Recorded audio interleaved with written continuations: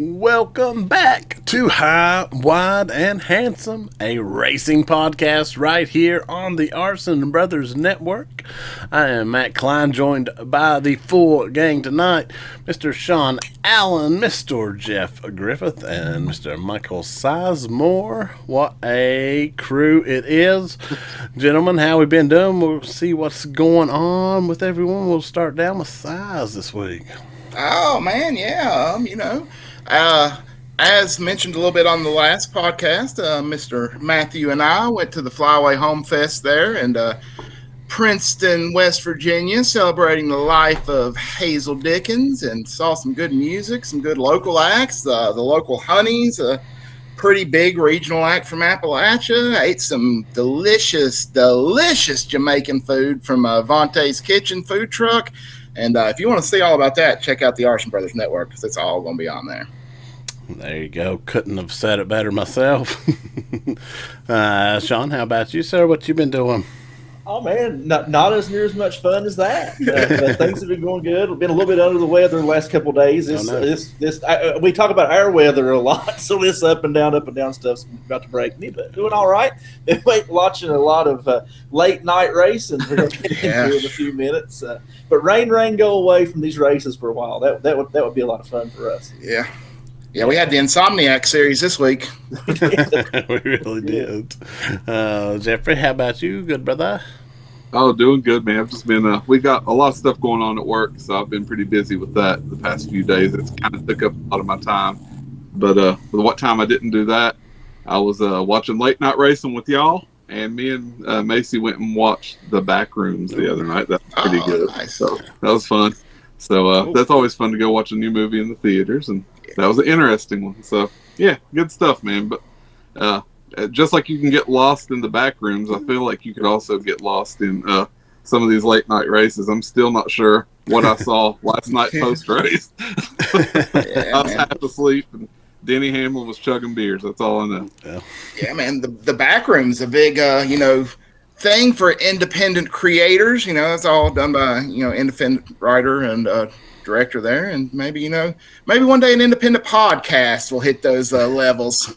Maybe get us in the theaters. Yeah, come see us on the big screen. Man, we'd look good on that silver stage. I tell you what. But in my world, if we're an independent pod, it means we do flippy stuff on here. We're a West Virginia independent. Excuse me. We do as little as possible. Oh, boy. Oh, man. Yeah, looking forward to watching the back rooms as well. Yeah, and as I was mentioning, love that whole story of how that blew up. I did see, before I do my bit, if you will, I saw Joseph posted a funny meme of himself. Did you guys see that? It was 77 car kind of driving through the back rooms, and it's like I'm lost, guys, or something like that. It was real funny. No, I didn't see that. It got me. But yeah, as for me, as I said, went to the Flyway Home Fest. Good time up there.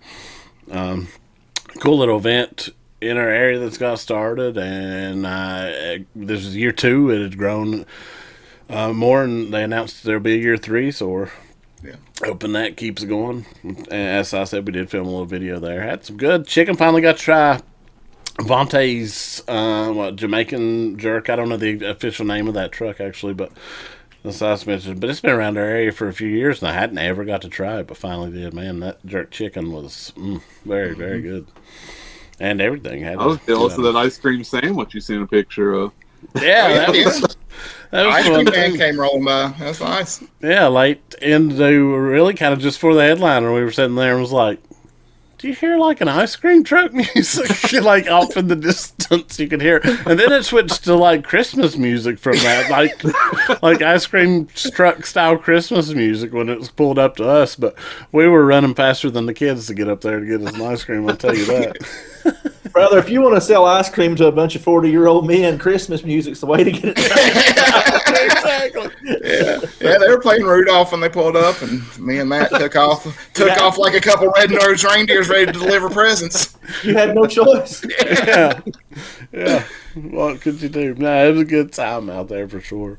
And yeah, lots of good racing in between and late night racing in between, but fun stuff. But we will get right into said racing. Let's roll along. That puts us on the lead lap where we break down all things NASCAR. It was a full weekend in Nashville indeed. All three major series down there. We're going to start with the Craftsman Truck Series. Late night action. Rain puts this one back. Green flag. We went green at 11:06 p.m. Eastern time. To be fair, an hour earlier down there, but still, even at that, it's not a lot better. Yeah, that was. I mean, I think we may have talked about this a little bit in our group chat during the race. I think that was pretty much NASCAR just saying, "Oh, you mad about last week? You mad about everything not getting to happen, getting shortened and cut off? Here you go. Stay up till the crack of dawn watching some trucks." Yeah, I think you're right. Well, I'll just tell you a funny story about this the other night. I turned it on and I wasn't paying attention. I was doing something else. And I just saw the race going on. I didn't see the cancellation thing. I hadn't looked online. So I'm looking and I see racing going on. I'm not paying attention. Well, I hear him say something about Corey Haim. And I was like, I didn't think Corey Haim was running this weekend. Well, I looked up and I saw it was the 11 truck. And I was like, why is he in that truck? That's Caden. And I was like, well, they've been switching numbers around on different teams and different stuff this year. So maybe, whatever, it's a sponsorship thing. So I was like, still not really paying attention. And then I heard something about Kyle Busch coming down the pit lane. And I was like, what? And so then I was like, are they doing some kind of a tribute thing for like Kyle Busch where they're still running the 7, but calling it Kyle Busch? Then I finally saw at the bottom of the screen the ticker that said it was postponed and it was last year's race. It all came together for me then. So I watched 50 laps of last year thinking I was watching this year. Well, when you were hallucinating about Corey Haim, I was still believing it. Like oh man. But no, it definitely was it was a late one. I was trying to think. I feel confident that's probably the latest green flag I've ever seen on a NASCAR event on TV. I can't remember a later one. I mean, there have been some late ones, but there was that one Daytona 500 that Dale Jr. won that it went on really late too, but I don't think it was past 11.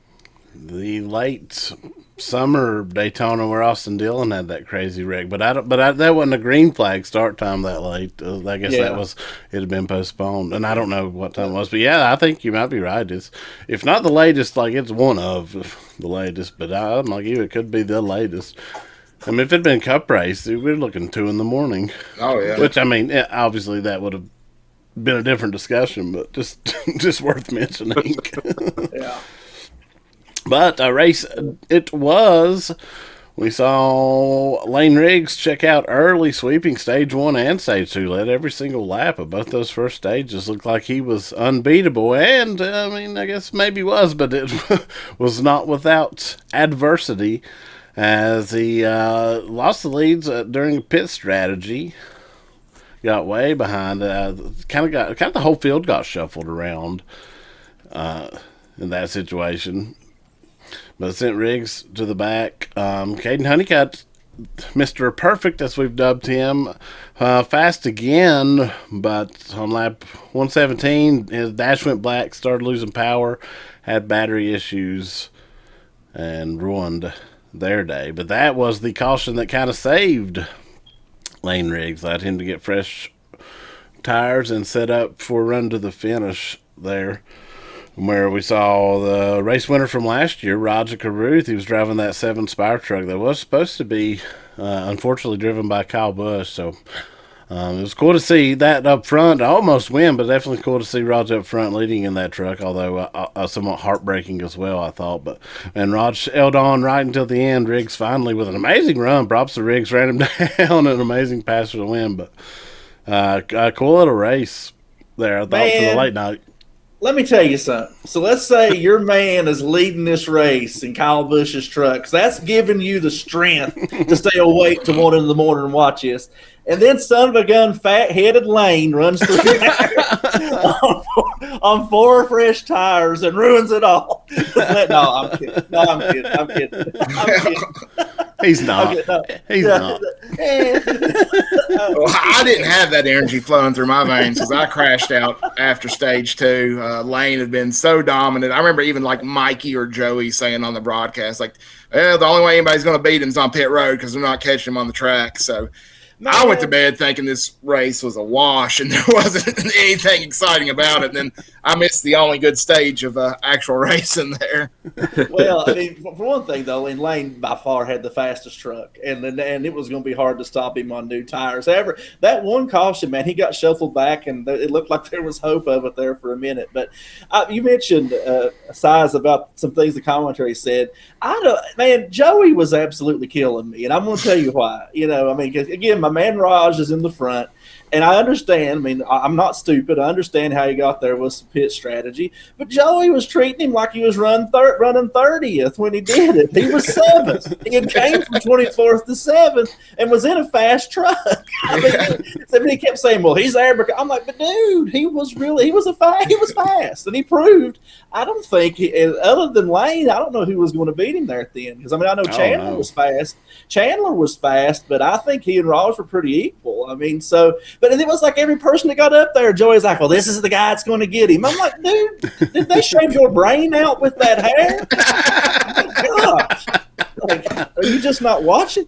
He's no Connor Zilic in the booth. I'll tell you that. More on that later. Well, Connor Zilic was pulling spotting duty, wasn't he? He was spotting for his spotter, Stephen Parsons, which is pretty cool. He was doing all kinds of stuff this weekend. Yeah, he getting his feel for all the NASCAR jobs. Oddly enough, he did more talking and spotting than he did driving this weekend, sadly. And I said that as a Connor guy, so I'm not making fun. But back to the truckers. Yeah, sorry. No. Yeah, I'm with you, though. I thought Raj definitely had, at the end, no one got up there and could do anything for him. Lane, certainly the only one. I mean, had Caden not had his issues, I think he may have been in that mix. But aside from that, no, I'm with you. Chandler, at best, equal. Ross did a great job. That Spire truck was hooked up. But Riggs was wasn't be denied from the green flag on. And props to that whole front row team. They brought a piece. And Lane drove that piece. A good run. Got back-to-back wins for Lane. And he's now in the lead in the points. Yep, took over the points lead from Mr. Hayden. Perfect, up by 37. That was a big blow for Caden. That issues as those two were tied. Yeah. I mean, he's still there, but go from leading to 37 back. That's a tough one. I mean, I think it's at this point in the season, it really feels kind of clear that those two are the class of the field. Yeah. I mean, there's a lot of good drivers in trucks. We love the truck series, but I mean, those two are like the forerunners. One of those two is most likely going to win the championship. Yeah, absolutely. And I mean, the points kind of reflected those two in a bubble, and then kind of a tight little bubble behind them with Chandler Smith, and Ruggiero. But I mean, the chase will certainly shake that up. But I agree with you; those two definitely the class of the field, and pretty much the two trucks that was last year as well. But certainly a different driver in the 11. Absolutely, but I was happy for Lane. I like Lane a lot, so good win. But I did, like you said, Sean. I did think for a minute there where I was going to get to watch Raja win 2 races in one night, because I thought I was going to get to watch him win last year's and then win this one. Yeah, I thought it was going to be. It would have been a cool win to see that with everything in play. And I mean, obviously we're all Raj fans, but it would have been cool with everything in play too. But then no detriment to Lane. However, good runs for to mention Daniel Dye with a good run in that young Motorsports truck that ended up 10th. Someone trying to get their legs back under them, I guess you could say. And Parker Retzlaff, I thought was quite interesting. He was in that Toyota, the 62 Friesen Toyota, and had Christopher Bell on the box supporting him. I thought all of that was a little bit interesting. I don't know, maybe nothing, but I thought it could be something to make there. End up 11th, solid night, but we'll see what transpires from that. Yeah, I thought it was very interesting too. It was cool seeing Parker walking around in a Legacy Motor Club fire suit. So. Yeah. Yeah, I was going to mention too a really good run for Grant Enfinger this week too. I'm always got my eye on that Grant County mulch truck for the West stations, and he moved. And actually, I saw he moved up 4 spots in the points too to 12th, so getting closer to that 10th spot where he needs to be. But like seeing that a lot. Yeah, absolutely. All right, that was the late night truck show. Late one, but a fun little race. Yeah, absolutely. Moved on to the only normal fitting timed race of the weekend. The O'Reilly Auto Parts Series Sports Illustrated Resorts 250, where we saw a milestone win for the KG veteran Justin Allgaier, 4th win of the season, win number 32, and his career on the O'Reilly Series puts him 6th all time. Nice. Pretty cool. Now leads the standings by 179 points over Justin. Yeah. 179 points. That is insane. Justin. We talking about in the last series just how close that points battle for the lead between Honeycutt and Riggs is. It is the exact opposite when you get to the O'Reilly Series. Cup's getting a little bit closer, but O'Reilly is not. It is just little Gators running away with it. He is. Man, I did think it was interesting. I saw him talking in an interview that he had definitely thought about he was going to retire after this year, but his wife was pretty much like, "Why are you going to retire? You're still winning." Yeah, I saw looks that. like we're probably going to get him back next year. So good. Yeah. Yeah. Yeah, and I mean he's literally at the peak of his running right now. He is on a tear, so I understand it. Cool. I mean, every week's a win or a podium. Awesome. Yeah. Yes, yeah, that was my next point. Brent Cruz second, end up second, his best career finish. But man, what a battle those two had. Brent not afraid to use the bumper too, and I will give him props too. Did it gracefully, just kind of a literal bumping up the thing, didn't wreck him, and Justin gave it back. Those two, that was awesome. I really enjoyed the little battle, and Brent is. I mean, already is something special, but it's definitely seeming like he's going to be something special. It's unbelievable what he's doing. Got that win, it's got to be coming. That's the next step, obviously, but I think it's just around the corner, clearly. I don't know if it will happen, but I would love to see some of these guys be in this series for a couple of more years as they get a little more seasoned to see some of the battles. You know, I mean, Justin's, of course, hanging around. Brent getting a little more seasoned. William Sawalich, Corey Day. I'd love to see some of those guys be in the season. I mean, I know where their goal is, but I would love to see it, man, because just with a little more seasoning on them, I'm telling you, these races would be – I mean, they're great already, but they'd be legendary in like a year or two. Yeah, and I mean, we talked about it on here a bunch of times. There's so much young talent in the lower series in the O'Reilly and in Craftsman Trucks there, and there's only so many seats in Cup that hopefully that. Hate it for those guys who want to be racing at that top level, but hopefully for us fans, that means we get a few good years out of some of these guys down in the lower series. Well, I mean, I would say there's a seat coming open at Joe Gibbs Racing after next season that would probably be perfect for Brent Cruz. Hey. Maybe not. I mean, I don't know. I mean, for the Brent Cruz thing possibly, but I'm telling you, man, it's just like Justin right now. When you're doing this, why would you go anywhere? Yeah. That's what I'm wondering. Who's going to be our next Justin? Who's going to be our next Matt Craft and Johnny Salter? Who's going to be the guy that is that lower series like ringer there? Jeb Burton. I mean, I love Jeb, and I'm happy that Jeb has had the success that he has had in the Xfinity and O'Reilly series, but he has not dominated. No.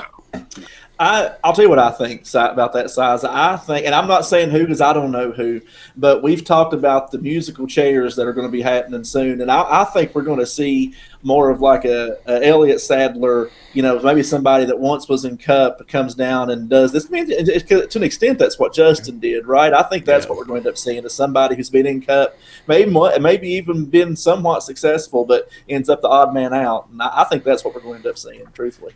Maybe even somebody that comes out of Andy's ice cream shop with a cone of cold custard. Yeah, quite possibly so. A lot of rumors around that. But, yeah, I think we're going to start seeing more of that like we did in the 2000s, 2010s there, just because, as we've talked about so many times in here, the crop of young talent is insane that's coming up, and owners at the Cup level, like it or not, some dudes are going to start taking some chances on these guys, and that's going to leave some people without anywhere to go because there's only so many seats. But I do think we'll start seeing some of that reversal, and I think that actually could be really good for the lower series. Oh, yeah. Yeah, I mean, why wouldn't these guys take the chances on, look at Sunday night. I know we'll talk about it more later, but Corey Haim out there just looking great in a Cup car with limited experience in Cup Series. Yeah, for sure. And don't forget, when we get the Kyle Busch truck rule, we don't know what's going to happen because I'm still convinced. I want that over 40 rule bad ever since Kyle Busch put that out into the air. I want to see it. I want to see Michael McDowell go and whip all them guys. You know what I mean? Something like that. Well, I mean, I could see maybe Dinger doing something. I mean, if they do it for both lower series, I could see Dinger going back down to O'Reilly and competing there. I mean, I don't know how old Dinger is. I'm sure he's probably close to 40 at least. Yeah, I think he would fall under that rule. He's 44. He's 44, actually. Yeah. 44.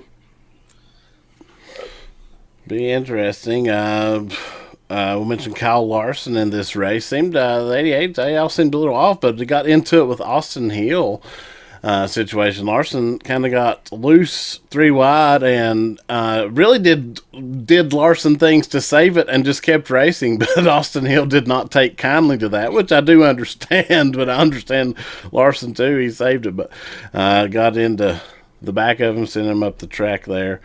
Dropped him back a bit, but he did rally to finish 8th, but thought all that was a bit interesting, if nothing else. Yeah, that's he's just trying to get Austin ready since he's starting all these Cup races now. Yeah, I mean, I assume Austin is a full-time Cup driver now, from what I understand.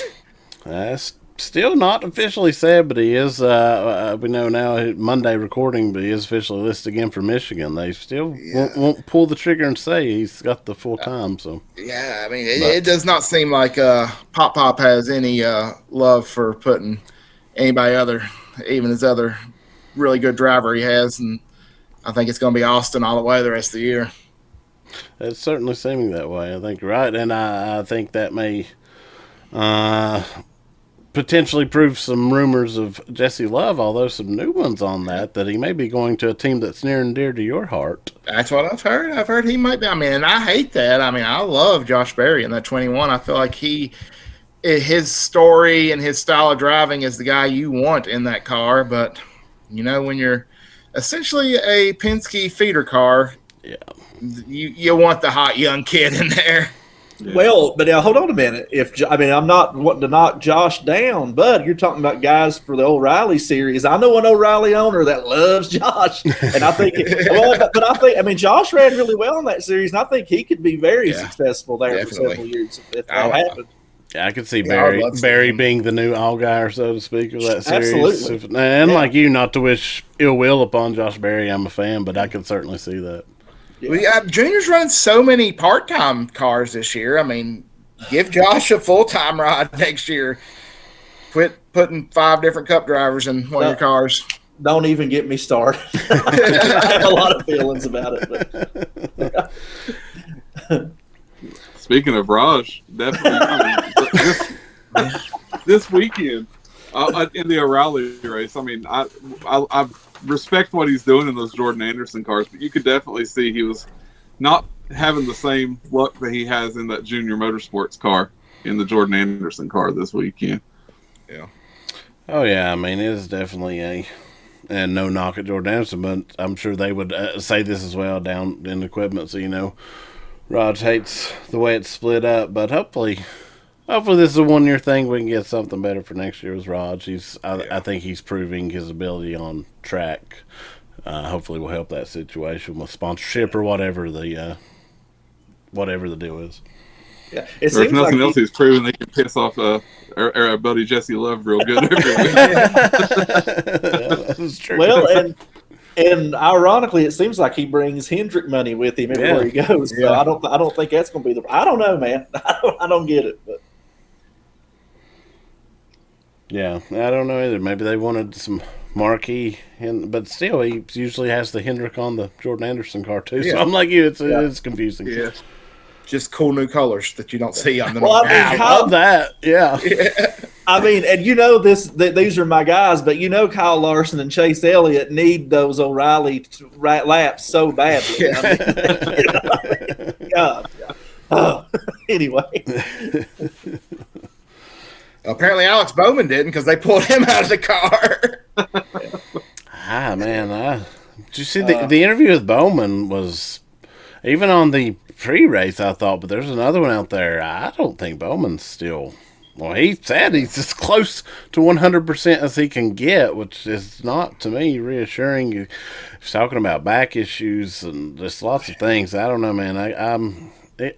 I'm a bit worried about Bowman, and I'm not just talking about his seat. I'm talking about his career, and I don't want to put any badness out there. But absolutely, man. I think we're all fans of Alex, and dude, I agree with you 100%. Something just don't feel right, and it's sad, man, because he's a young guy and he's uber talented in a great ride. And I don't know, man. I think part of that's why we started hearing some of those rumors about the 48 we've been talking about lately, because is that very reason. I don't think it's I worry that it's not a matter of where does Alex go. It's more of a what's going on with Alex kind of thing. Yeah. Not that we know. I'm just saying. Right. No.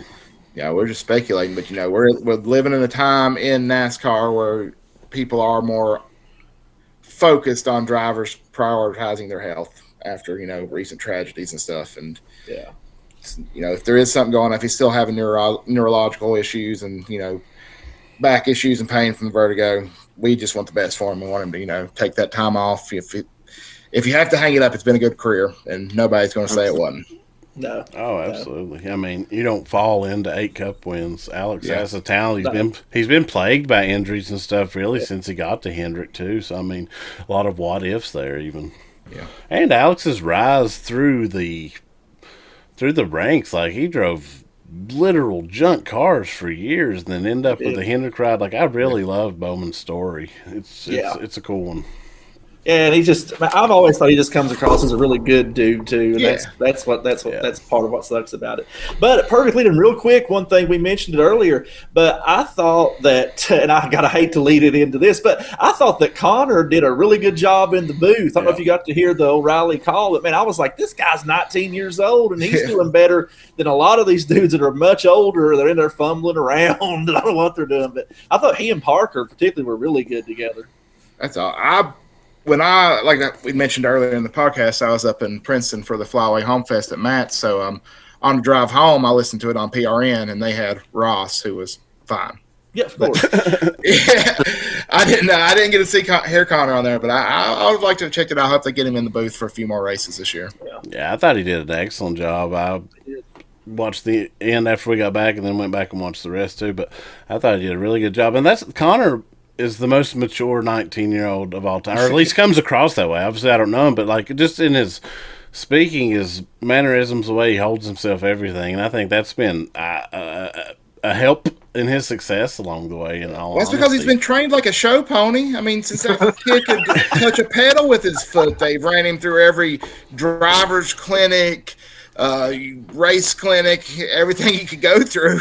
Well, I agree with that, but also every other young man has too, and I think he's light years ahead of them, so I'm going to give him some props. No, I agree. I mean, I think if you're listening to that and you just didn't know who it was, you've been like, this is a 45-year-old 3-time champion or something talking right now. And then they cut to the booth and it looks like he's got his daddy's suit on. Yeah. Well, he called Kligerman dad at one point. That was hysterical. Didn't his parents send him to live with Harvick for a while? How come none of this talent rubbed off on Harvick? I think him and Keelan were in Europe together for a while. That was the thing. Well, I think maybe Harvick's going to start coming into the limelight a bit more next few years. I think we're getting ready to see that for sure. Yeah. Before we move along, we have to mention and talk about the one and only Cletus McFarland back in the race at Nashville in that 33 Richard Childress car. Had some speed. They started off early, speed by standards, but he was battling back there with the good Dr. Star Poli, trying not to go lap down. Jesse was trying to help his teammate all he could there at that end of stage one and not pass him. He finally realized he was losing too much time and had to. And that got Cletus battling for that last spot, and he once again kind of got in over his head while battling and kind of washed up the track and spun it. Then he had to do the penalty, pit road penalty, and he's messed up on trying to get to the pit road on the penalty. It was a few errors there on Cletus. Went out there at one point and did his best Booker T impersonation and hit, "Can you dig it?" and then hit the spinneroonie. Yeah, he did. I don't know. Just in over his head again. I mean, he's got to learn. That's all you can do is race to learn. But I think we should. But he didn't junk it. He didn't junk it. No, he didn't junk it. Man, it's hard for a guy like Cletus, right? And I mean, and I know that sounds stupid, but I mean, Cletus needs more reps, like we've talked about before, right? In ARC and all these places. But dude, if you're a sponsor, you'd love to have Cletus on in any series in your ride. I mean, because with what he brings. So I mean, he absolutely is in over his head in a lot of ways. But I get it. I mean, I get why, because And if I'm Cletus and Richard Childress has offered me a O'Reilly ride at Nashville, you're not going to say no. So absolutely not. Definitely. No. He's back in the truck this weekend at Michigan for Nice, so that'll be interesting. And just more reps, I mean, we need. But we need to start seeing him get some full races without incidents as well in these upper two series. And hopefully we will. I mean, he's getting better in ARCA, but just more time. But I did see they've got their him and Squirrel late model team coming together, so I think that actually will be a big help if they can run, into the summer and fall and as much of those races as they can too. I did notice in that race the other night, he was passing a few people in the back there before all that, before he spun out. He gained around 7 spots or so. Yeah. So I mean, there's some positives to take from it if you're him. And like you said, the biggest one being he didn't junk it. So I mean, Yeah. We've seen Cletus in 2 O'Reilly, 3 trucks or something like that. And we have not seen the man destroy a vehicle yet. So you can't pull Mr. Beast off YouTube and have him out there and have him not go out. And he would destroy the truck or the car every week. And Cletus, I mean, he makes his mistakes, but he's not junking them. That Daytona truck was absolutely destroyed. I forgot about the first one of the year, maybe Super Speedway is not the best race to have your first time on a NASCAR track. And how do you know how Mr. Beast drives? I mean, all I know is about them candy bars. I had one of them burgers once. It was mid. Oh, yeah, I forgot he had the burger spots. Oh, goodness. Fun. Good O'Reilly race, though, I thought, as well. Yeah, absolutely. Justin's dominance just continues. It's, as you said, impressive season, but you can't give him enough credit. He could miss the rest of the summer and still be in the spot to compete for the championship. I feel like we could call Justin locked at this point, pretty much. I'm gonna say it first. I think I think Justin is making the chase. Yeah. All right, we'll move on to the Sunday show. Delayed once again by about 75 minutes, I think is what it was. Yeah. Delayed, which put us for another late night in Nashville. Again, we're on the Eastern Standard Time. We're an hour behind. I guess helps if you're there. But a race it was. We saw obviously Denny Hamlin win. We'll start at the start of this one though, as we saw Denny from the pole by the metric. But he decided to launch from Broadway at the start of this race. I've never saw anyone jump a start so much as he did. I don't know what was misconstrued there. And I thought the hilarious part of it was, literally moments before Dale Jr. in the booth had queued him up And Dale Jr. asked, what would it take for you to go to the back of this field and start? And, which I thought was an odd question. I mean, anyway, to be honest. And then Denny said, double the purse, making a joke as well. But then he jumped it and literally had to go straight to the back. Just kind of ironic there. But that was odd.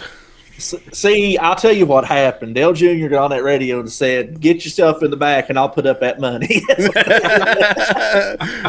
Put on a show. That's right. To quote the greatest announcer in motorsports history, there are no coincidences, bro. There are no coincidences. It's all connected. Oh, my gosh. It was something. I don't know what did he never mentioned it on the radio. He just went to the back and clearly drove back to the front. But an odd one. I don't know what happened there. I'm sure he breaks it down on his podcast, which I haven't checked out yet. That'll be interesting to hear that though. That did lead for some other people to get some chances to run up front and get some stuff, and we did get to watch Denny work his way back up to the field as the night went on. But I thought overall, honestly, I thought it was a really good race last night. Oh man, I thought it was almost not the best race of the year, but one of. I thought it was fantastic. I love Nashville track. Agree. There was some awesome racing constantly all through the field. There was wildness. People were having trouble, man. I want to praise, before we get breaking down more, this was their first larger intermediate track at 1.33 miles with the short track road course package. First time trying it out, which means we had less downforce and more horsepower, which is what we've been wanting, and I thought it absolutely delivered. It did create some harder crashes. We saw some pretty wild crashes, and we're going to definitely have to work on some brake rotors that are not strong enough. That's a problem, obviously, for drivers, but also, and I don't know if you guys saw this, a few fans got hit with some debris from those brake rotors. Minor cuts and incidents, but nonetheless, that can't happen either. No, but I saw some pictures on Reddit. It looked like one of them was like a young girl, like in her, tween errors, I guess. And she got pegged with one, but I think it was her dad that was posted on Reddit. He said she was fine, but still crazy to be there with your kid and them just getting blasted with hot brake rotors.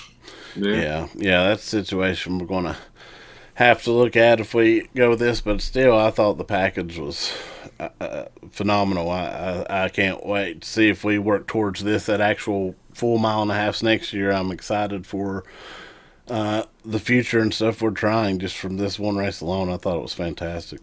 Oh yeah, it definitely feels like we're on the right track with it. That was what I was thinking last night as well. And it was crazy, man. Like before we ever saw, I think the first one actually blow was Connors, right? Yeah. But right before that, when they were showing that replay of Carson Hocevar going by, and you saw his like glowing red, I was like, oh my god, that was crazy. So, and that was just the precursor for what we saw all night. Because especially like those Trackhouse cars, multiple people, but seeing them blow, it was crazy. Like you could hear it when they do the in-car, and then actually seeing the footage, they just shot out like a shotgun blast.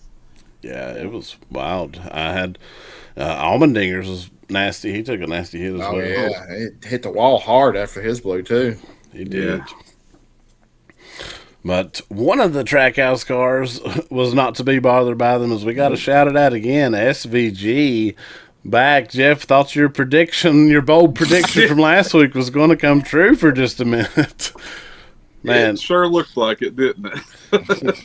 Man, his whole race was impressive, but his battle with Larson at the front of that was so impressive. One, that he could hold his own to begin with, but then he got past and ran him back down and passed him. I thought, and Dale Jr. was praising it hard, but that was crazy, and he ended up certainly falling after that. But I think SVG obviously proving he's ready for these ovals. I'm telling you what, we say it every week as this improvement continues, but the field better be sweating, because as good as he is on those road courses, if he could just run like this, top 10, top 15 on ovals regularly and win all those dang road course races, he's a problem. I mean, in a good way. So, yeah. Well, I think I said it in our group chat last night. I'm going to make my hot take here for the public to hear.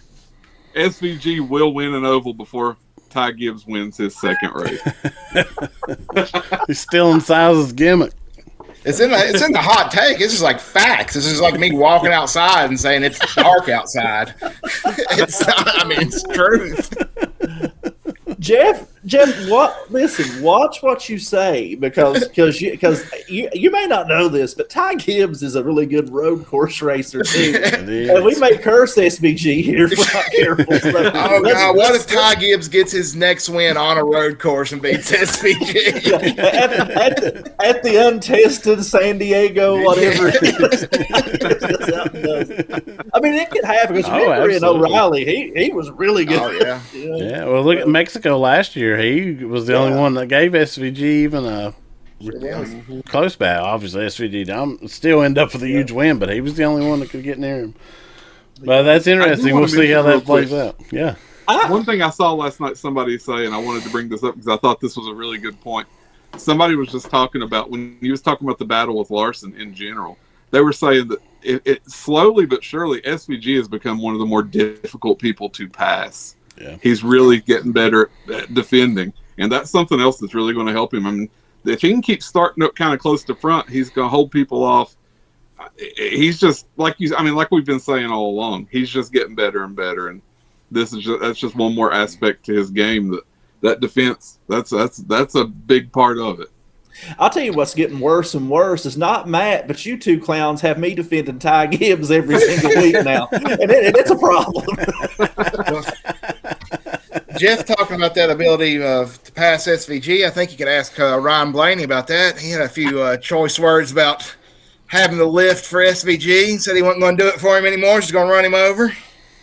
Well, he certainly was doing some running over at the end of that race. Well, wait a minute. Why the heck did he run over his best buddy then? I don't know. He did. He ran plumb over Chase, who ended up running completely over Tyler Reddick. Sent Reddick viciously hard into that wall. I don't know what that whole situation was, but it ended up very nasty for Reddick after the checkered flag. Yeah, that was scary.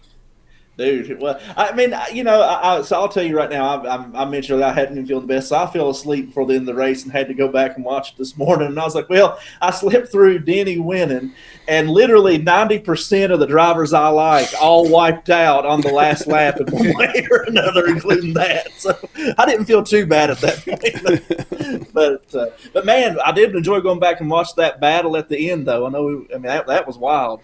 Yeah, that last set up for I think a 4-lap shootout between the Toyotas, and we mentioned the Toyotas again. They are just wicked fast. Once again, we talked about it last week, and they proved it again. I think Bell might have been the fastest car.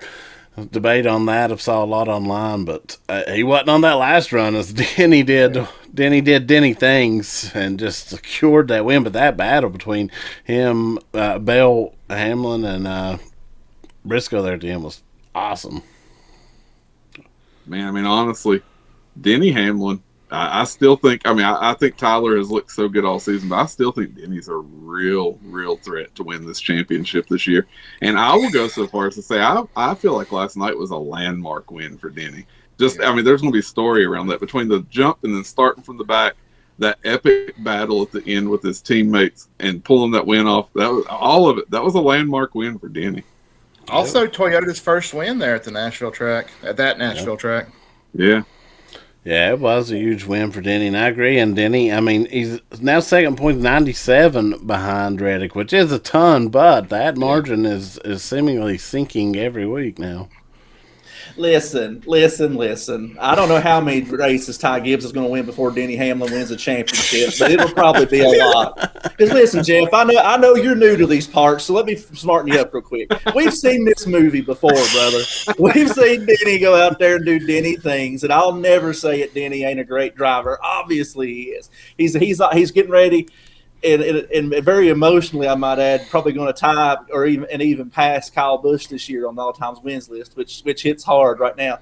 But I'll believe Denny's going to win that championship when I see it, because I've also seen Denny do some really Denny things in that situation too. So let's wait till we get them last 10 races before we start crowning him, because we've seen this movie 1, 2, 10 times. Let's not do that yet. We watched the COVID year where it seemed like every other week Denny and Harvick were trading off wins, and neither one of them went home with the championship that year.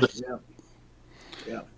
That is true. I think this format is going to play a little better to advantage than the last few years. But yeah, I mean, you can't argue that Denny has, for lack of better terms, choked away more championships than anyone. Yeah. And, he's coming off last year, which was the big emotional thing, with his family issues and him losing the championship there on pit strategy, essentially. And this could, it hurts to say this in my mouth. Like, I feel like saying these words coming out. This could be Denny's year. I feel like this could be, coming off what happened last year and just the success he's having in the season. He's got a good car. He's an amazing driver. We could see a Denny Hamlin championship this year. I think oddly enough, his driver is going to have a lot to say in that. And I'm going to tell you something else. Like it or not, not almost like a homer. Them bow ties ain't done yet. They're going to get this ship righted before the season's over. And too many of them are still running somewhat consistently too. So I'm telling you, we've been burned too many times. I'm never going to say it's going to be Denny's year until I actually see him hoist that trophy. Yeah. There you go. Fun stuff, though. Yeah, I really enjoyed this Nashville race. Enjoyed the new package. Looking forward to Michigan. See what we got at the big track up there. Hey, go ahead, Jeff. Oh, I was just going to say we do have to also mention the whole Austin Dillon Brad Keselowski situation.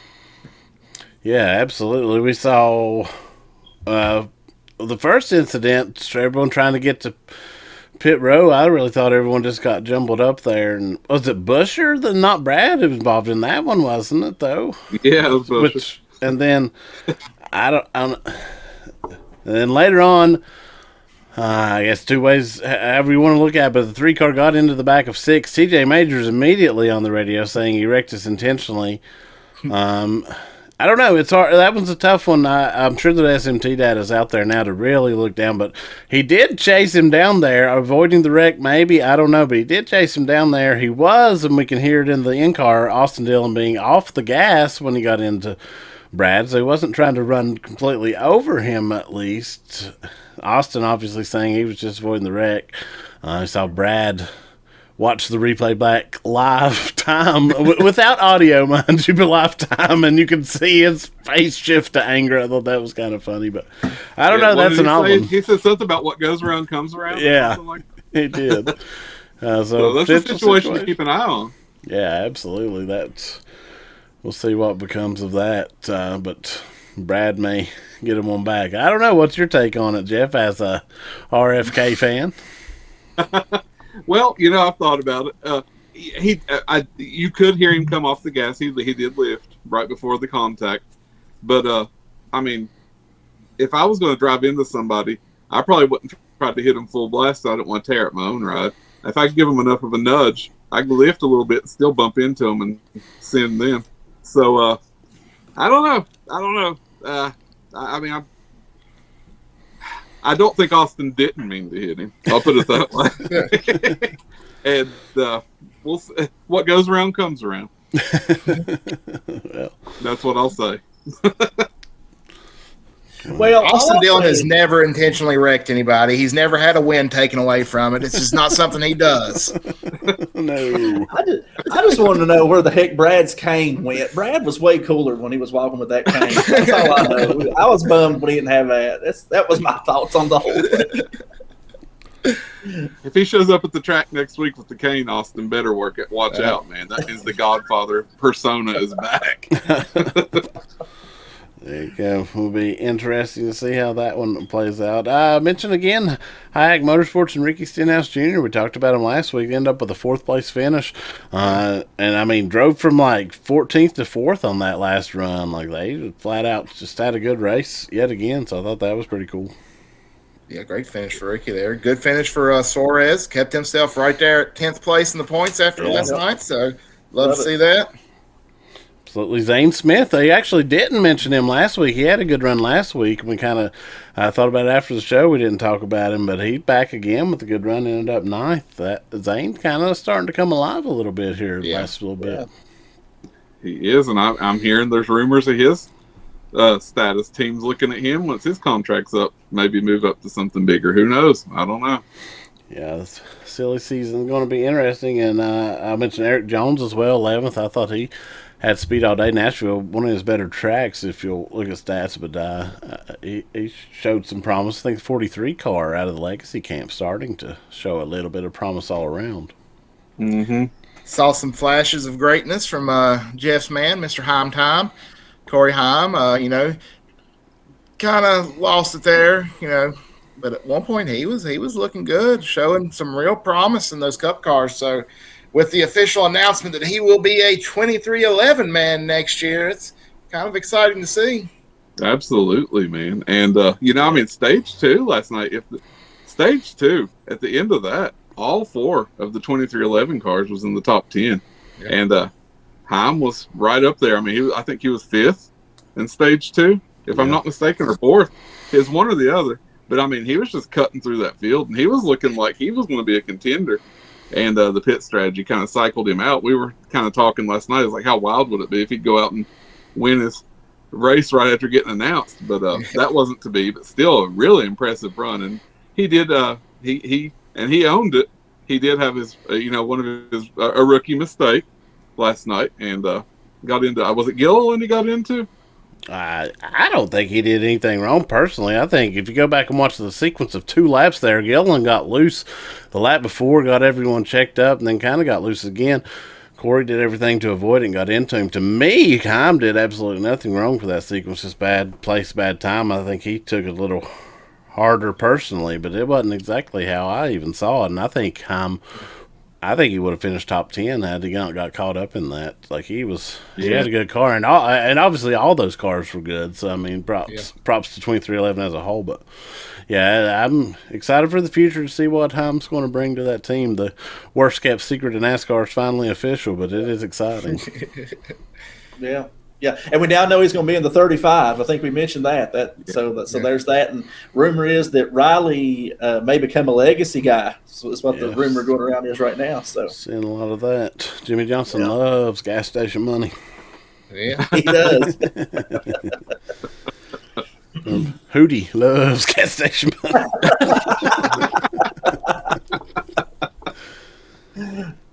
All right, before we move off from NASCAR, got to mention our fantasy league. And do we really have to? I have to this week because I got a huge win and took over the points lead. Sorry to do it to you boys, but I'm excited about it. How's your dad doing today? I talked to my mom first this morning. And she said, the first thing that your dad said to me all day was, Matt's beating me now. She was like, what? So this morning when I got up and checked the race, that's the next thing I checked was fantasy. And I just glanced at it and I said, what in the world happened? Whoa, this is wild, man. But awesome, dude, awesome. And it's really tight, only 5 points between you two. Yeah, you're 46 out from there. It's really pretty tight between all 3 of us. Well, I'm just trying to catch size. So you got me. You're past size. Oh, did I pass him? Yeah, did. Man. Yesterday killed me, that man. was my goal this year, was to not finish last. So. Yeah, brother, you finished second behind me yesterday. You had a good run. You're now officially in 4th by around 40 points. Oh. Yeah, I took some bold moves yesterday. I thought, Dinger looked good in practice, and he looked good early on in the race, too. Then dang brake rotors got me. Man, yeah, I'm going to be honest. I saw that you had Dinger, and I chuckled about it a little bit. And then after that stage 1, I was like, well, the joke's on me. Now, Matt and I watched some practice in between bands. We rode back to his place on Saturday, and Dinger looked good in practice. Like, he was fast out there. And then it kind of poured over a little bit into Sunday, but it didn't last too long.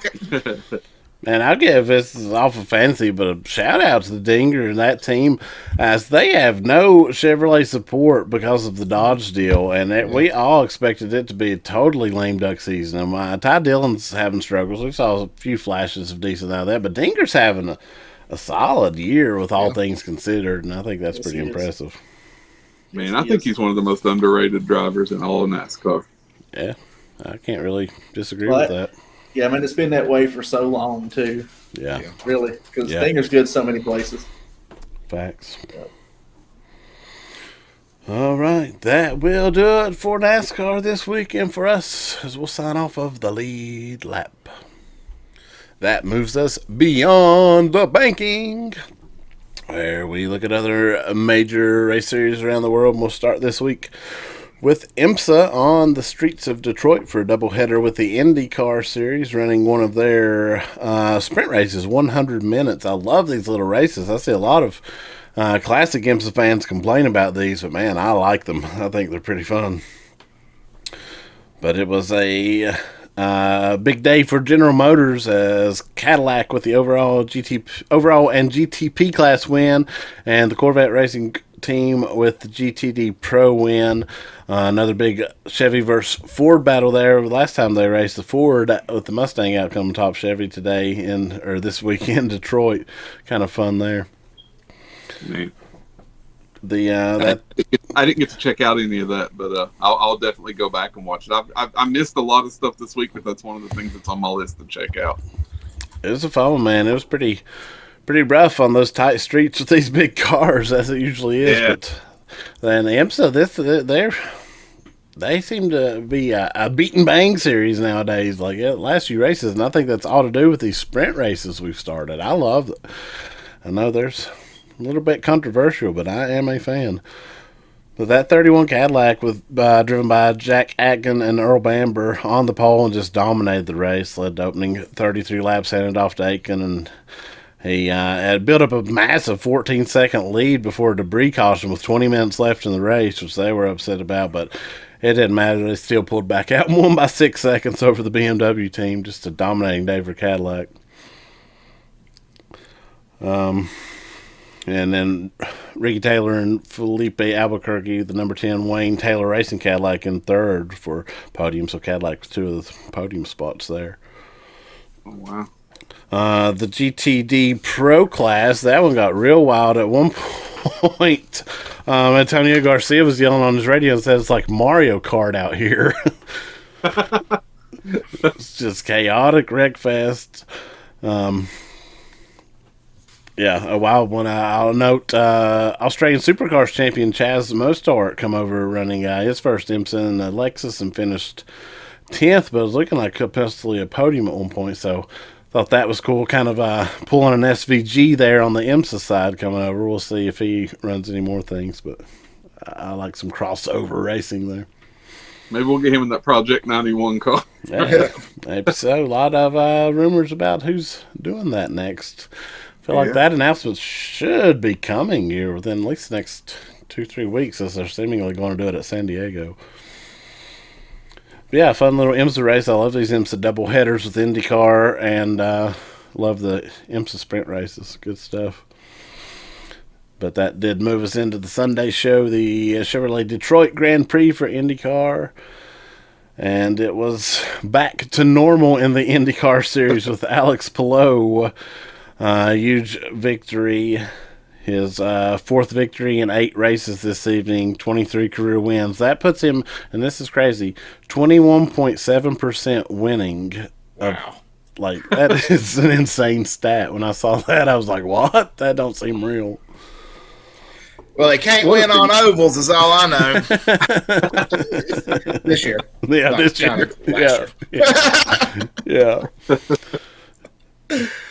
I thought one of my favorites and one of racing's grumpiest old men, Will Power. I mean, there's a lot of the race where it looked like he might be going to pull it off. Yeah, Power, and then Kirkwood being the real one with speed, but both that's from that stable had some speed. We did see a classic Will Power meltdown in the pits. If you'll go back and find that video, always on the Will Power meltdown alerts, and we got one. You love to see it. Love it. Yeah, Kirkwood really the one who thought Mike could try to spit strategy, led some races there in the middle, but just he couldn't do anything with Palou ultimately. But man, that track though, it's so narrow on some of those turns, man. Like Yeah. it was just insane watching this. Like, oh my god, I don't know how anybody's like doing anything on this. Like people were having a hard time even like by themselves getting around some of those curves. Yeah, absolutely. And we saw 6 full course cautions. Wow, but I mean, also great race. 173 on track passes. Like it was nonstop battling and action. IndyCar again, just living up to the hype this season. I thought this was a great backup out of the Indy 500 with some wild action. Lap 66, we saw Santino Ferrucci spin Renus VK, kind of a wild incident there. Lap 73, man, Mick Schumacher looked like he was going to get a podium. That would have been wild. The internet would have been crazy if Mick could have pulled off a podium, but I don't know. He went in to go to turn 5 and it looked like he just didn't turn. He just went straight. Yeah, he really did. And it knocked out David Malukas, who also was in contention for a podium, and ruined his day. But that was interesting. I assume he just overcooked it, came in too hot, but it was odd looking. He didn't really look it visually to the eye, but it just straight shot. That was the exact same thing I was thinking. I was like, he had to have just overcooked it, because if not, I mean, it looked like he just purposely just went on straight. Yeah, that was an odd one. It was odd because he didn't visibly overcooked it. Like he seemed fine, but yeah, he was not. But I hate that ruined 2 cars a good day. I think Maluka's certainly been in contention, but it would have been cool to see Schumacher end up with the podium. But I thought that was we talk about young drivers showing signs of good potential, great potential, and I thought that was kind of the first we saw of young Schumacher doing that here in IndyCar, and I hope that's a sign of things to come. Me too. Yeah, me too. Scotty Mack ran good a lot of the day too. Yeah, absolutely. Scotty Mack with good speed. I got to shout out Joseph Newgarden with that broken foot, wearing a cast around, can't even walk, and he come from the back of the field to end up 10th. So I thought that was pretty impressive. Indy 500 winner, Felix Rosenquist. I think he got an 8th place finish, if I'm not mistaken. Yeah, and he ran more towards the end of the top 5 most of the day, which I thought was a pretty solid backup. Fell down a little bit, but yeah, that was good. And glad to see a change of livery on that car. We got Slim Shady radio now, so much better than what we had so for much the 500. Hey, and also we got something that if people are on Facebook, they see every day from various other old men. An old man yelling about hybrids. Scott Dixon super pissed about the Indy hybrid system after a horrible finish yesterday.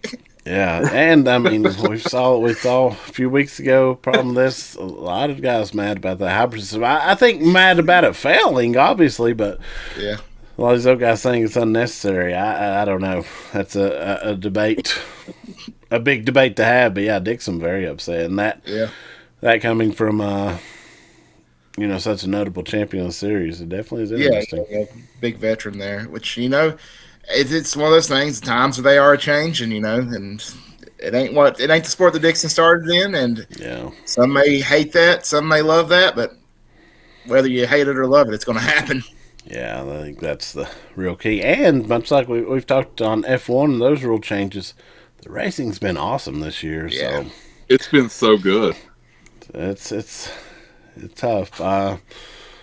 Saw Alexander Rossi take out Roman Grosjean, just trying to move over for a pass, but man got into him. He got a big penalty out of that one. I thought that was an interesting incident. Basically just a mistake from Rossi, which you do not see very often.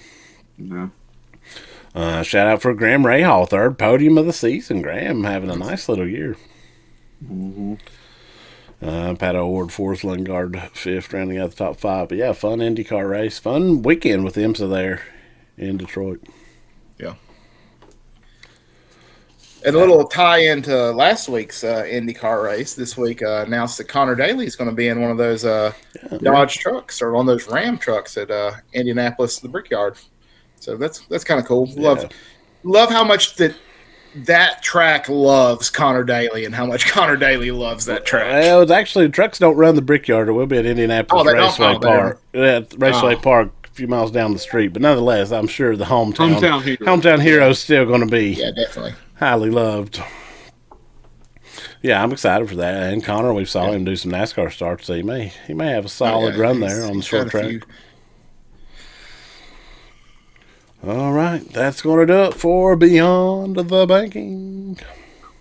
And that puts us on the Bull Ring Report, where we break down dirt track and short track and all the action from across the country of racing. We're going to start this week the World of Outlaws Late Model Series, the first race of the weekend up in Wayne County, Ohio, where we saw Ricky Thornton Jr. back to form, won $12,000. His first World of Outlaw Late Model win since 2024 World Finals. But wow. You'll see Nick. It's been that long.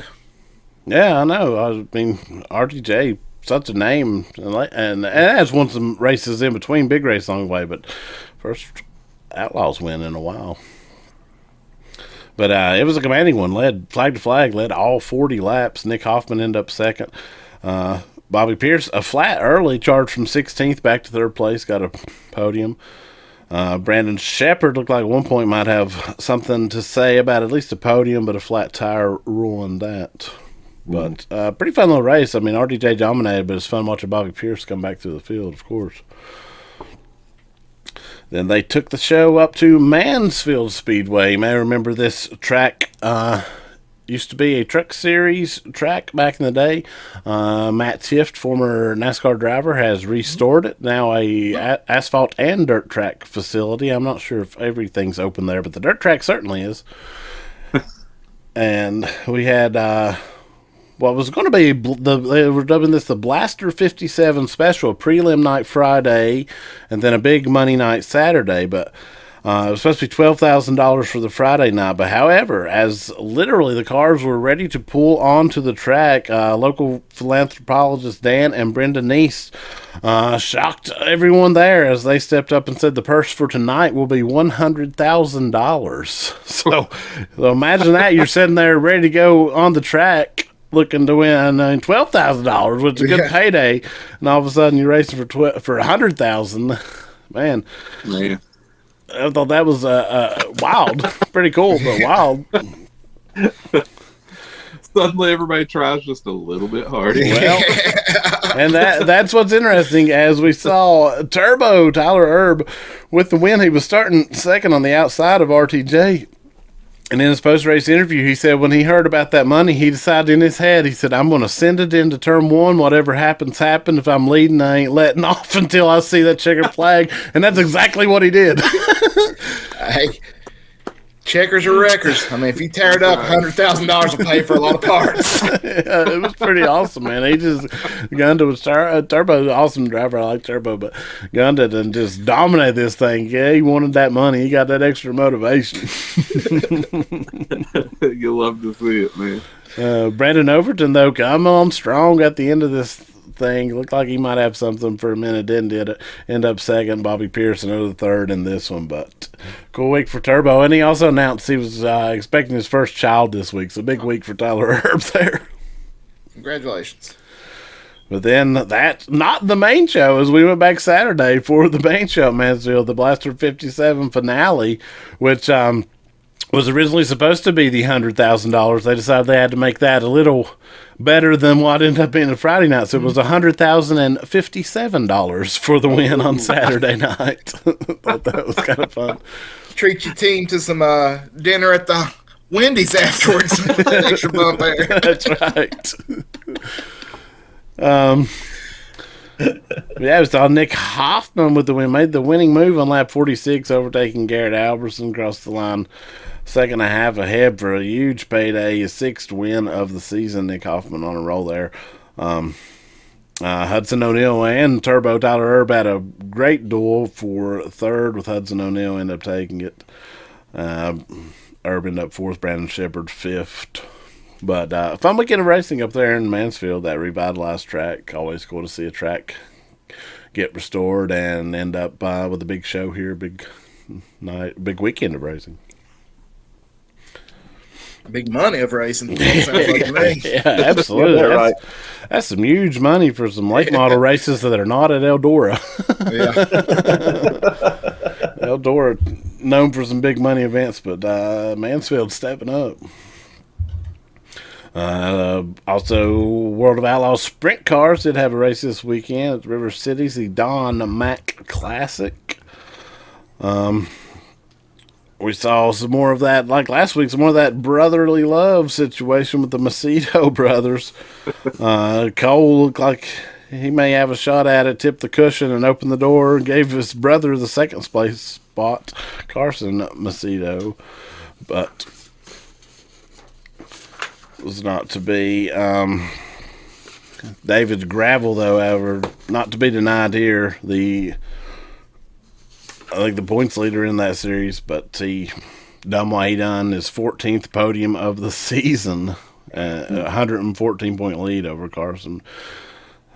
But a fun one in the sprint cars as well. Also, Sprint Car World High Limit had a couple races as well. The Battle of the Berg at Lawrenceburg. So Alice and I peeked on this one. Oh, yeah. On a late night, or no, in the middle of the day in between some music. Yeah, middle of the day replay, yeah. Yeah, that's cooling right. down, hitting some air conditioning after being out in the sun, and watched a little Rico domination and some Larson just schooling everybody that wasn't Rico. yeah, Rico literally leading all 30 laps. Grabbed his second in the win of the year. Took over the points lead, as we saw the points leader Aaron Reitzel and Tanner Thorson, second place in points, get together. Ended up seeing Reitzel flip, and boy, he was hot. He came at Tanner Thorson, just, I don't know, letting loose on him with some choice words. I couldn't quite hear them on the broadcast, but he was upset. Which, I mean, we watched it. Thorson just lost it. I mean, it was 100% his fault. He lost that car. It slid right into him. I mean, he took him out. And, you know, when you're both battling for that points lead and you get taken out for no fault of your own, I'd be pretty pissed, too, if I was in that situation. Yeah, absolutely. Thorson, I mean, tried to throw a monster slider, but it was not even remotely room for that slider. It was pretty facetious, so I understand Reitzel's upset, yeah. Man, it's crazy. I didn't get to check out any of the sprint car stuff this weekend yet, but that's the one thing. Like, I saw that going around with Reitzel and Thorson, and I was like, man. So I'm definitely wanting to go back and watch this. Yeah, fun racing. The funnest part to watch of it, Larson suffered a flat tire early, ended up make 2 trips to fix it, which put him coming in 20th position in a restart, and stormed all the way through the field to second. He was just putting on a clinic, doing what only Larson can do in that sprint car. I mean, I don't know if he had enough time. He probably would have run Rico down the way he was going. It was just when Larson gets like that in a sprint car, it's like he's on another planet, man. It's like that old quote from Senna, I'm in a different realm, whatever that quote is, if you'll look that up. But I think the closest that I personally ever see to that is Larson when he gets rolling, just like he was in the sprint car. It's a thing of beauty to watch. Yeah. I mean, nothing against Rico. Rico's obviously a great driver, and he obviously led every lap of that race, and he earned that win. But if they'd had 3, maybe, more laps, and he might not have been the winner of that race. Yeah. Maybe even less than that, because Larson was just passing everybody, like stupidly fast passing people. He was, man. It was something to see. We moved on to Butler Motor Speedway for the Mace Thomas Classic, where we saw quite the rebound. Reitzel, after 24 hours after flipping, brought home the win. Tanner Thorson, the other one involved there, led the first 17 laps, but had a major mechanical issue, which opened the door for Aaron, and he took over from there, led every lap. It's his 4th win in 5 starts this season, on a roll. 13 well, I think you don't open the door unless you expect him to come through it, because he will. Yeah, absolutely. Did that put him back on top of the points, or is Rico still sitting on top? That's a good question. I don't know exactly, to be honest with you, on that one. Don't have the final points after that. Oh, no, it'd be close, though. I'd say those two got a tight battle either way. Brent Marks, season best finish 2nd. Tyler Courtney Sunshine in 3rd. Fun night in High Limit. They got a ton of races coming up. Something like 9 races in 13 days or something crazy. So there's going to be a lot of High Limit racing coming up. We also saw the Cars Tour back in action, the late model stocks only, but they were in Hampton, Virginia at the Langley Speedway, the Visit Hampton, Virginia 125. We saw a return to the Cars Series. Connor Hall made his first start of the season, and that is at his home track, brought his own home equipment out and just absolutely dominated this one. He hometown hero came back to play, and that he did. One quick follow-up. I just looked it up while we were talking, and Aaron is back in the lead of that points by 11 points over Rico. Wow. But as we are recording, they're racing right now, I'm pretty sure. So that's probably going to that may change in a few minutes. You know? There you go. Yeah. Yeah, they're racing so much here lately. We saw Connor all wrestle the lead away from Landon Lewis just before halfway. Never looked back on that one. Kind of emotional for Connor Hall in victory lane. We saw Caden Quapple, the points leader, struggle early but rallied back to finish third, maintained his points lead there. Carson Brown fourth. Lepchevich round out the top five. And we did see lots of other racing, of course, around the country. We'll mention just a few quick ones. I have to mention the Smart Modified Tour, where we saw Jamie McMurray and his son, Carter McMurray, in the race. We saw, if you were watching the Flow broadcast, you got a full moon as Jamie McMurray accidentally caught changing out of his driver's suit live on the Flow broadcast.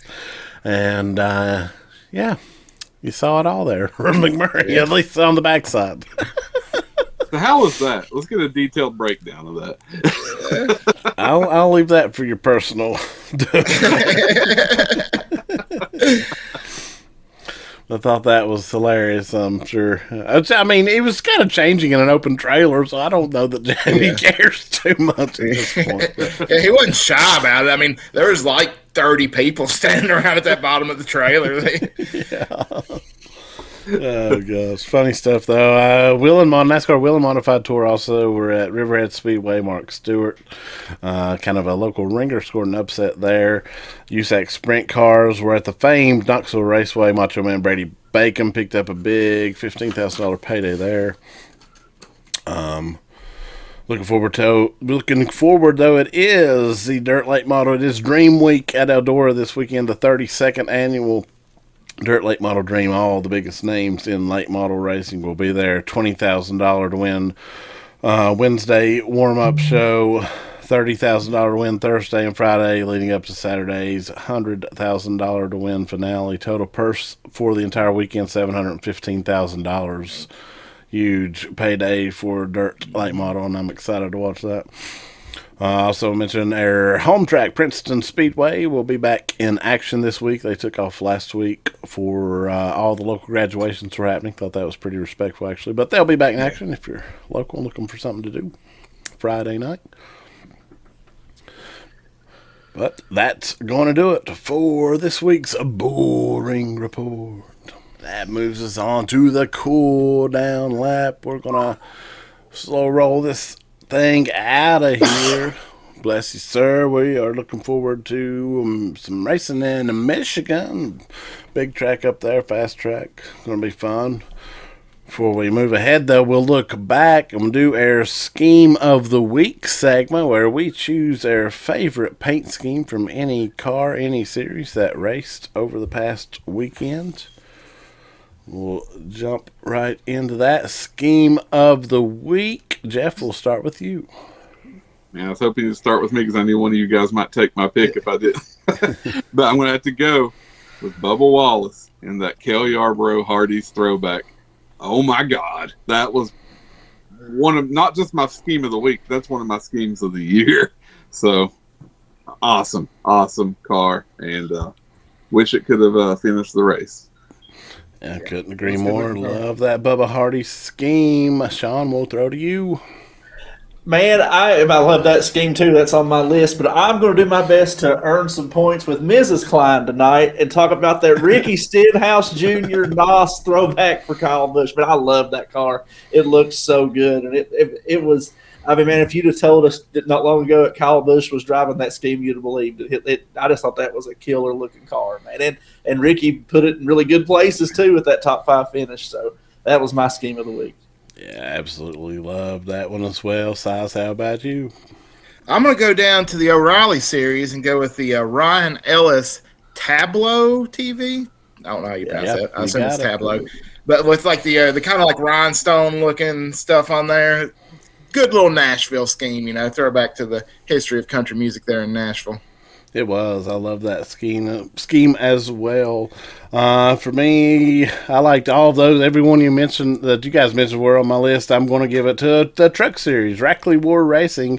Dawson Sutton showed up in that Tennessee Volunteer Chevy, and it was a little bit different from the last time we saw it at Bristol. I thought it was really good looking, that one, a cool scheme there to run in Nashville.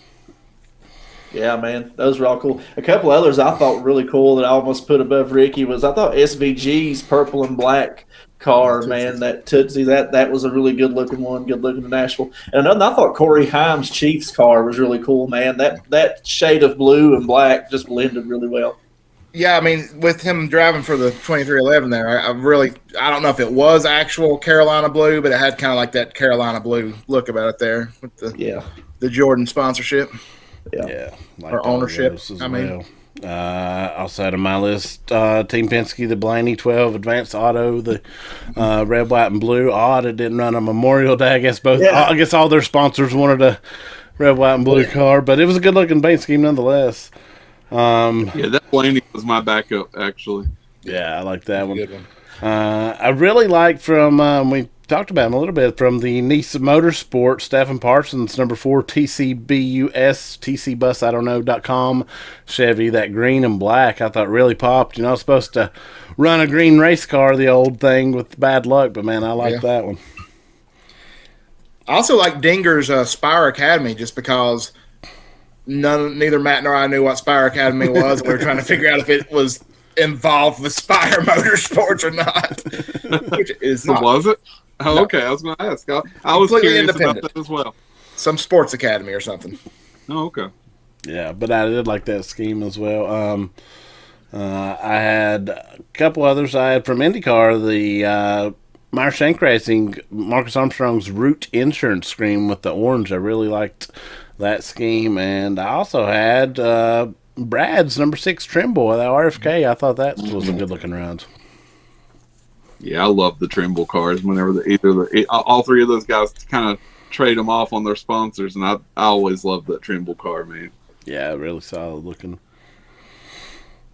Good stuff. We living a good time for wraps, schemes, liveries, whatever you want to call them, but it's fun to look at these every week. Absolutely.